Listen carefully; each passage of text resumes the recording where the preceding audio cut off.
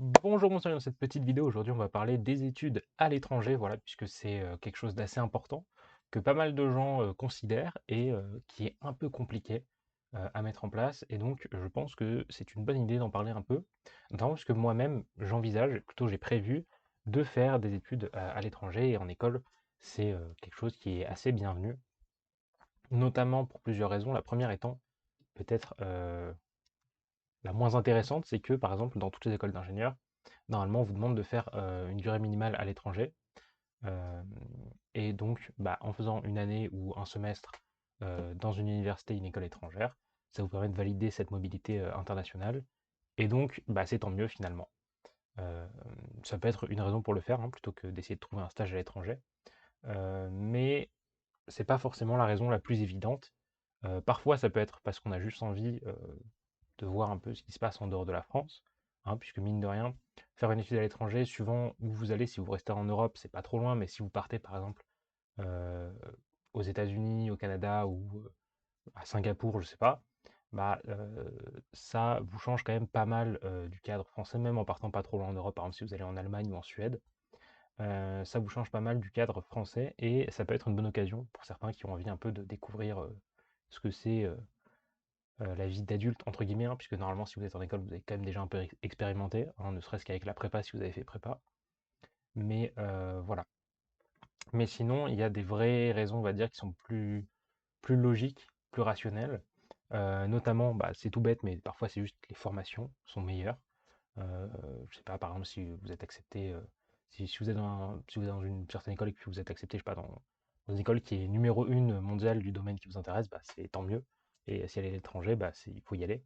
Mais voilà, par exemple, si vous êtes accepté à Oxford, bah, tant mieux pour vous, par exemple. C'est un exemple, si c'est dans le domaine qui vous intéresse.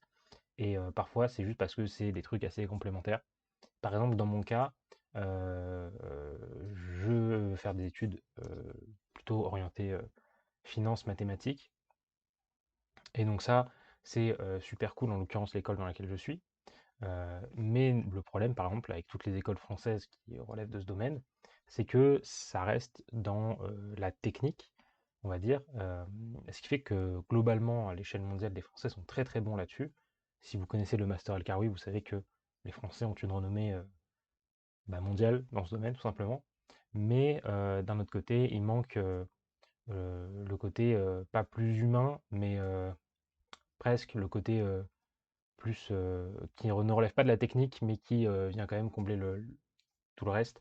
Hein, si j'étais un Américain, je dirais on manque le street smarts, mais vous voyez un peu ce que je veux dire. Et ça, bah, c'est des trucs notamment qu'on peut apprendre en allant dans des écoles en Angleterre ou aux États-Unis. Et notamment, c'est vachement cool parce que si vous allez dans une grande école américaine, genre une Ivy League, bah, vous avez un réseau de dingue puisque c'est des grosses, grosses universités, particulièrement les Ivy League, ils adorent ça les Américains, donc si après vous voulez travailler à l'étranger par exemple, bah c'est super cool d'avoir fait une année, un semestre dans une école à l'étranger pour vous imprégner un peu de l'ambiance et de ce qu'il faut faire pour comprendre un peu les codes de ces milieux qui sont pas toujours évidents. Ça reste très orienté en l'occurrence avec mes besoins. Mais donc voilà, en gros ça c'est un peu un tour d'horizon des raisons qui peuvent vous mener à vouloir faire une année à l'étranger. Franchement, il y en a plein, il y a autant de raisons que de personnes. Et vous pouvez parfaitement ne pas avoir déjà besoin ou envie de faire des études à l'étranger. Et c'est totalement compréhensible et légitime. Je sais pas, par exemple, si vous faites des études, je sais pas, je veux dire, un domaine aux arts de comptabilité, a priori, il y a assez peu d'intérêt à partir faire une année d'études à l'étranger. Euh, mais par contre, je sais pas, si vous êtes dans l'aérospatiale, bah, ça peut avoir un intérêt d'aller voir bah, dans d'autres pays, puisque bah, il y en a qui sont quand même assez renommés dans certains domaines. Voilà. Donc ça, encore une fois, c'est pour les raisons. Après, comment il faut s'y prendre, c'est là que vraiment ça devient compliqué, puisque déjà, il y a un truc, c'est que ça peut dépendre entièrement de votre école, puisqu'il y a des écoles qui ont tout simplement des partenariats avec d'autres universités à l'étranger. Donc dans ces cas-là, bah, ça vous facilite la tâche si l'université que vous visez est parmi ces possibilités, puisque du coup, vous avez des guidelines qui sont clairs, on vous dit, voilà, il faut faire ça, ça, ça, vous remplissez tel dossier, et après, bon, soit vous êtes accepté, soit vous êtes rejeté, mais au moins, on vous dit comment faire. Si c'est pas votre cas, vous pouvez avoir encore deux possibilités. Soit vous venez d'une école qui est un peu connue dans son domaine Et dans ce cas-là, c'est top, puisque ça va vous faciliter la tâche. Et on va dire que bah, il y a probablement des élèves des années précédentes qui sont allés dans plein d'écoles, notamment des universités classées étrangères. Et du coup, vous pouvez bah, tout simplement les contacter et leur demander comment ils ont fait. Et ils peuvent vous expliquer s'ils sont assez sympas et si vous leur dites que vous venez de la même école qu'eux. Et d'autant plus que du coup, si votre école a déjà un peu une réputation, ça va être plus facile puisque vous avez déjà plus ou moins bah, un pied à l'intérieur. Et donc, on va dire que les écoles auront plus tendance à vous accepter, tout du moins si c'est quelque chose qui est cohérent. Euh, mais sinon, si votre école n'a pas particulièrement une renommée, ou même si on en a une, mais c'est une étape quand même obligatoire, bah, vous êtes obligé de regarder en fait école par école, et c'est là que ça devient très vite fastidieux. J'ai pas particulièrement de technique à vous donner, mais c'est juste que c'est quelque chose d'extrêmement fastidieux. Il faut du coup regarder les écoles qui vous intéressent dans les domaines que vous cherchez. Regardez du coup bah, sur leur site, il y a de la documentation par rapport au master, etc. qu'ils font. Et vous devez regarder les process d'admission, qu'est-ce qu'ils demandent, qu'est-ce qu'il faut faire. En général, ce que je peux vous dire, c'est que il faudra toujours pratiquement passer le TOEFL ou euh, un truc équivalent. Mais par exemple, je ne sais pas si vous voulez aller à Oxford, je sais qu'ils demandent 110 sur 120 au TOEFL, et donc bah, il faut s'y préparer. Mais par contre, ce qui est bien, ce qui est bien entre guillemets, c'est que ils peuvent vous accepter et vous dire voilà, vous pouvez venir sous réserve de passer avec tel score. Ce qui veut dire que vous pouvez déjà bah, demander sans avoir besoin de passer le TOEFL, et vous le passerez que si c'est vraiment nécessaire. Parce qu'en plus, le TOEFL, par exemple, c'est quelque chose qui coûte de l'argent à passer et qui n'est pas forcément évident à bien réussir. Donc, si vous pouvez éviter de le passer pour rien, c'est tant mieux. Mais par exemple, ce qui va souvent se passer, par exemple, si vous allez aux États-Unis, on va vous demander le TOEFL et le GRE, qui est un test en gros de connaissances. Et donc, bah, c'est le genre de test que vous devrez passer, mais encore une fois, ça peut varier, puisque du coup, il y a des écoles qui vont vous demander certains scores, d'autres qui vont rien vous demander, etc. Et donc, bah, c'est là que c'est une tâche un peu fastidieuse. Il faut aller fouiller chaque site pour trouver bah, quels sont les prérequis, est-ce qu'il y a éventuellement des liens avec des écoles que vous ne connaissez pas, etc. Et c'est un travail long et fastidieux, mais qu'il faut faire, malheureusement. Et c'est là que ça peut être utile, encore une fois, de demander à l'administration de votre école, puisque normalement, il y a plus ou moins toujours un bureau dans votre école qui, alors le nom peut changer, mais ça tourne autour de relations étrangères, relations internationales, c'est toujours plus ou moins un truc du genre. Et en général, là-bas, il y a des gens qui peuvent vous renseigner, puisque du coup, bah, c'est ceux qui sont responsables en fait d'écrire et de valider les conventions d'études avec enfin, les conventions avec les autres écoles pour bah, approuver les élèves tout simplement.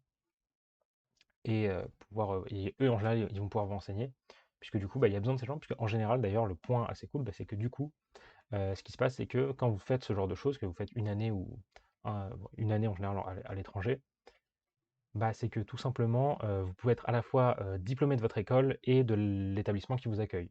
Hein, puisque, bah, en gros, on va pas vous faire sauter votre dernière année, mais en fait, vous la faites en parallèle à l'étranger du moment que ça concorde avec ce que vous faites. Par exemple, dans mon cas, je peux, au lieu de faire ma troisième année à l'ENSAE, si je suis accepté, je peux par exemple la faire à Berkeley. Et donc, à la fin, j'aurai le diplôme correspondant à Berkeley et le diplôme de l'ENSAE, quand bien même je n'aurais pas fait ma troisième année, à l'ENSAE directement, puisque j'aurais tout validé en fait euh, en allant à Berkeley. Et donc, ça, c'est assez cool. Et c'est là qu'il faut aller dans le bureau de ces gens-là qui, eux, vont pouvoir vous renseigner et même ils peuvent vous donner les contacts des gens qui ont déjà fait ça. Et ça, c'est vachement pratique, puisque du coup, bah, encore une fois, on y revient, vous pouvez avoir toutes les infos en passant par des gens qui l'ont déjà fait, puisque du coup, eux, en général, ils vont vous dire bon, bah, par exemple, j'avais telle note, je sais pas, j'avais 15 de moyenne et c'est passé, ou j'avais 18 de moyenne et c'est pas passé pour aller à telle école. Bah, comme ça, vous pouvez savoir. Puisque finalement, en fait, c'est assez marrant finalement. Pour aller étudier à l'étranger, ça a assez peu grand-chose à faire avec votre, vos, vos compétences et vos résultats académiques, mais tout à voir avec votre capacité à aller chercher les informations et à les trouver, puisqu'en général, c'est pas toujours évident, malheureusement. Mais voilà. En faisant ça, normalement, après, vous êtes tranquille. Et le seul problème, c'est que c'est une course contre la montre, en fait. Puisque ce qui se passe, c'est que bah, les dossiers doivent être déposés assez tôt, finalement, dans l'année. Euh, et les réponses arrivent d'ailleurs pas trop immédiatement, hein. Ça met toujours un peu de temps, voire beaucoup de temps. Et ce qui se passe, par exemple, c'est que bah, dans certaines écoles à l'étranger ou universités, vous déposez votre dossier en début de votre deuxième année, en fait. Puisque, par exemple, je crois que c'était Oxford, on m'a dit. Donc là-bas, les dépôts de dossiers se finissaient en janvier. Sachant que janvier, c'est le mois où se finit le premier semestre. Ce qui veut dire que, par exemple, si vous voulez faire cette demande pour votre troisième année, bah, vous devez la faire avant le mois de janvier de votre deuxième année, ce qui veut dire avant que vous ayez les résultats du premier semestre de votre deuxième année. Et donc, tout ça, ça amène à dire que, bah, du coup, vous êtes jugé uniquement sur vos notes de première année. Et c'est ça qui est un peu problématique dans certains cas, c'est que du coup, bah, c'est un peu une course contre la montre où il faut très vite savoir ce qu'on veut faire, puisque bah, vous doutez bien que si vous voulez, par exemple, aller dans une très grande école, je sais pas, genre Oxford, euh, ou Harvard, ou je sais pas quoi, bah, du coup, il va falloir être au courant suffisamment à l'avance pour voir si vous allez devoir beaucoup travailler pour avoir besoin de maintenir vos résultats académiques. Puisque par exemple, si vous voyez qu'il vous faut avoir 17 de moyenne de manière constante, bah, il va falloir vous mettre à beaucoup travailler, et ça, il vaut mieux le savoir du coup dès le début de votre première année, plutôt que le savoir en fin de première année, sachant que du coup, vous auriez des notes pas forcément assez bonnes pour passer. Voilà, il faut prendre ça en compte.